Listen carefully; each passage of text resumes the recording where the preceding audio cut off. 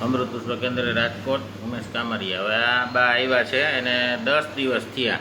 એને શું તકલીફ હતી અને શું ફાયદો હતી એના શબ્દમાં સાંભળીએ. તમારું નામ? શાંતાબેન.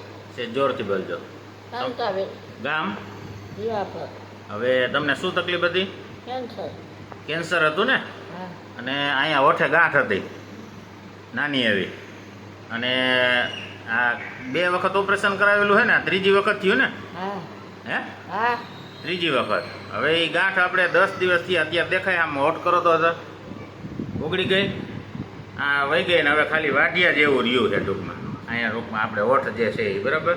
બાકી કમ્પ્લીટ. હવે કેટલા ટકા તમને ફાયદો લાગે?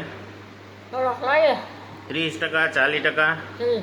30% લાગે છે ને? ટૂંકમાં ગાંઠ તો ઓગળી જ ગઈ અત્યારે છે જ નહીં ને? હવે ખાવા પીવામાં? હા, પીવાનું દેશી બધું.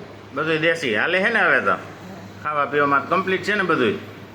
અને કેટલા સમયથી તમને તકલીફ છે પહેલેથી? પહેલેથી તો જ્યાદા 6-7 વર્ષ. 6-7 વર્ષ થયા. અને 2 વખત ઓપરેશન કરાવેલું ને આ 7 વર્ષમાં? બીજાને શું કહેવા માગો? આ કરાય કે આયુર્વેદિકનું અમૃત પુષ્પથી? બીજાને હવાય. તમને ફાયદો થયો એટલે કયો. જય દ્વારકાધીશ.